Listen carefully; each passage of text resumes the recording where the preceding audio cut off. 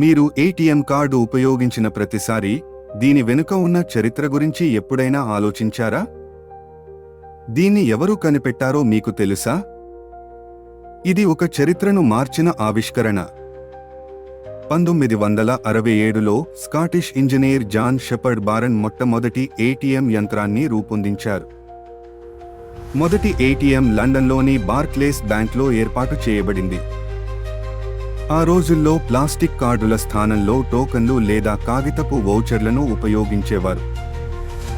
Personal identification number లేదా pin system కూడా John idea. మన దేశంలో మొట్టమొదటి ఏటీఎం 1987లో ముంబైలో ప్రారంభమైంది. ఇప్పటి రోజుల్లో ప్రతి ఒక్కరి జీవితంలో భాగమైన ఏటీఎం కార్డు ఇంత ఆసక్తికరమైన చరిత్ర కలిగి ఉంది. ప్రస్తుతం ప్రపంచవ్యాప్తంగా కోట్ల సంఖ్యలో ఏటీఎంలు ఉన్నాయి. అవి నగదు ఉపసంహరణకు మాత్రమే కాకుండా డిపాజిట్లు, బిల్లు చెల్లింపులు వంటి సేవలను కూడా అందిస్తున్నాయి. ప్రపంచంలో కొన్ని ప్రత్యేక ఏటీఎంలు కూడా ఉన్నాయి. ఉదాహరణకు వెండి మరియు బంగారాన్ని అందించే ఏటీఎంలు. 2010లో యునైటెడ్ అరబ్ ఎమిరేట్స్ యుఏఈలోని అబుదాబిలోని ఎమిరేట్స్ ప్యాలెస్ హోటల్లో తొలి బంగారు ఏటీఎంను ఏర్పాటు చేశారు.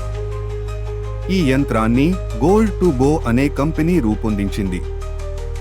ఈ ఏటీఎం ద్వారా బంగారు నాణేలు, బంగారు బార్లు మరియు ఇతర బంగారు ఉత్పత్తులను కొనుగోలు చేయవచ్చు.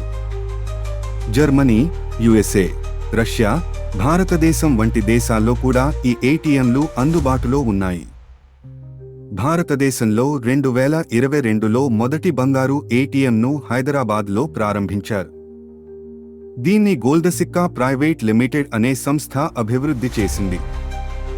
ఈ ఏటీఎం ద్వారా 0.5 గ్రాముల నుండి 100 గ్రాముల వరకు బంగారు బార్లను కొనుగోలు చేయవచ్చు.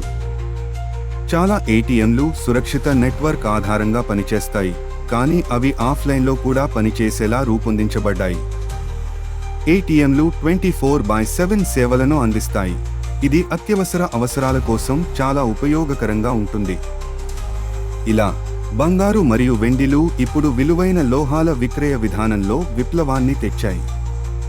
ఏటీఎం కార్డు ఇప్పుడు మన జీవితంలో అనివార్యమైన భాగంగా మారింది. మరిన్ని ఇలాంటి ఆసక్తికరమైన విషయాల కోసం సబ్స్క్రైబ్ చేయండి.